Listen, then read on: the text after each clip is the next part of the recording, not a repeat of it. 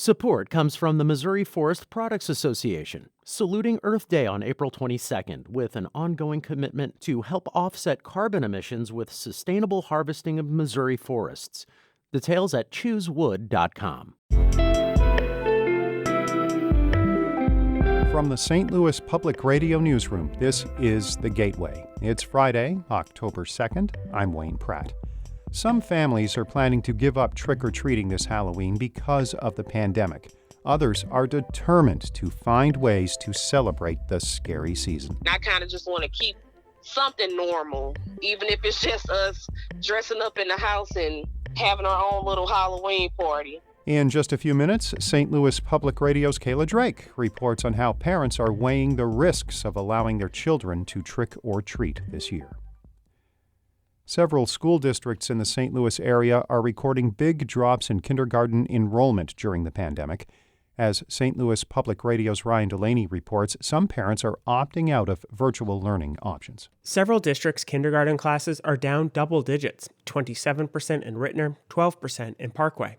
KIPP St. Louis Charter Schools is down by more than a third when they typically have a waiting list. It's pretty unusual. KIPP St. Louis's executive director, Kelly Garrett, says he worries about kids who aren't getting any instruction or socialization right now. When you delay the start of school, you're really literally delaying, the opportunity, especially for kids who might be behind, to catch up. Homeschooling has become increasingly popular during the pandemic, and private schools have seen enrollment increases. The kindergarten population drop is not universal. Normandy, which started the year with in-class learning for elementary students, has a bigger kindergarten class than last year. I'm Ryan Delaney, St. Louis Public Radio. A new report by Forward Through Ferguson is taking a deeper look at racial disparities in the St. Louis public education system.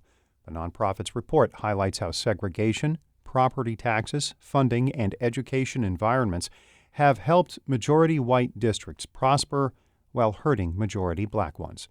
Lead author Karishma Furtado says effective change will come once St. Louis residents understand all the forces at play in education. The majority of what creates those gaps lies upstream of where we're focusing our current intervention and our current energy. The drivers of those gaps live in our systems. Furtado says the report is a step toward change. That full report is available at stillunequal.org. A group at St. Louis University is demanding school leaders better serve black students. The call for action comes after a black student wrote Breonna Taylor's name on the SLU clock tower. Someone then wrote comments on the tower blaming Taylor for her death. Freshman Ryan Staples is one of the black students who wrote the demands. The biggest thing that I've seen as a first-year student is the lack of representation that black students have and significant mental health resources for black students. Students also want SLU to disarm campus police and rename 3 buildings, including one that honors Confederate General Daniel Frost. The head of the St. Louis Corrections Department is warning that closing the jail known as the Workhouse could cause overcrowding at the city's other jail downtown. St. Louis Public Radio's Rachel Lippman has more from Dale Glass's appearance yesterday before the city's Public Safety Committee. The downtown jail was built to hold 860 inmates. There are currently 816 people behind bars at both facilities combined. But Glass says being that close to physical capacity goes against best practices when it comes to separating inmates. He adds that some inmates would have to sleep on the floor and options like recreation would be limited. And Glass says he's worried what happens if the jail population starts rising. But then I also have to take into consideration things like the Missouri Crime Bill, Operation Legend, Operation Safe Streets. Aldermen voted unanimously in July to require Glass to close the workhouse by December 31st. But his report gave ammunition to those who had been skeptical of whether it could be done safely. I'm Rachel Lippman, St. Louis Public Radio.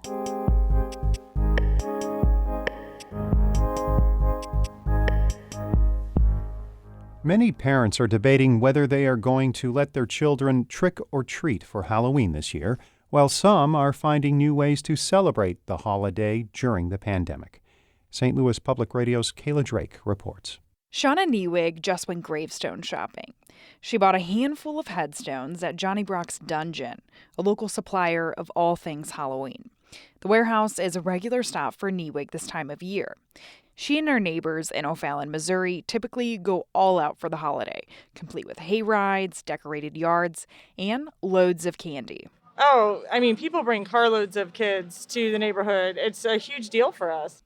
But this year, Halloween will look different on Newig's block as the coronavirus pandemic continues to upend holiday traditions across the region. The Centers for Disease Control and Prevention issued guidance last month that is changing trick-or-treating etiquette. Rather than allowing kids to ring doorbells and take fistfuls of candy from bowls, the CDC says adults should leave individually wrapped bags of candy for trick-or-treaters to pick up. The CDC says personally handing out candy to kids puts people at high risk for being exposed to the coronavirus. State and local public health officials have released similar guidelines in recent weeks.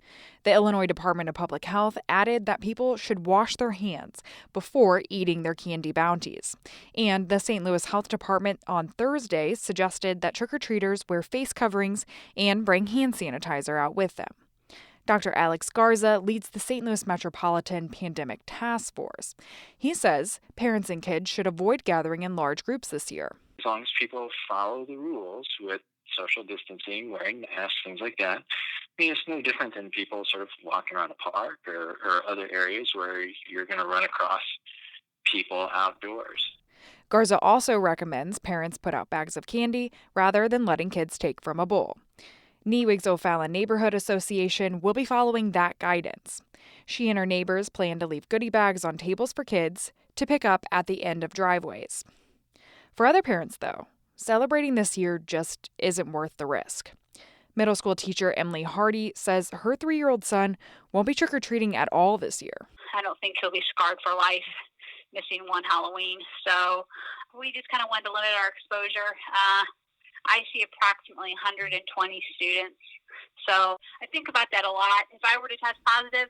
A lot of adults seem to be weighing those risks. Johnny Brock's owner, Ed Brock, has seen a 25% decrease in sales at his Halloween store this year compared to last year. The biggest drop has been in adult costume sales, since many people are canceling their Halloween parties. Adult costumes typically make up the bulk of Brock's sales. But he says business is slowly picking back up as we near the holiday. He's seen upticks in sales of decorations and children's costumes in recent weeks. Any way I slice it or dice it, it's not going to add up to last year's sales numbers. But people, I think, they're really wanting Halloween. A survey from the National Retail Federation found 148 million U.S. adults who say they still plan on celebrating this year. That's near 24 million fewer adults than last year. Some, like Rashida Williams, still don't know what they're going to do this year. The Ferguson resident is undecided if she will take her 3 school-aged kids trick-or-treating. Regardless of what she decides, she's hoping to salvage what traditions she can this year. Because it's been rough, for these kids being at home and not really being able to go on vacation and stuff like that. And I kind of just want to keep something normal, even if it's just us dressing up in the house and having our own little Halloween party. William's daughter, Mackenzie, is 11 years old and plans on dressing up as the Disney character Maleficent. She says she wasn't too bummed when her parents suggested she stay in. Yeah, it will be disappointing not getting your reactions from people, but I can still post it on social media. In this frightening year, showing off a costume to friends is at least one tradition left intact. I'm Kayla Drake, St. Louis Public Radio. Our Brian Heffernan edited that report. Shula Newman is the executive editor of St. Louis Public Radio, music by Ryan McNeely of Adult Fur. I'm Wayne Pratt. From the St. Louis Public Radio newsroom, this has been The Gateway.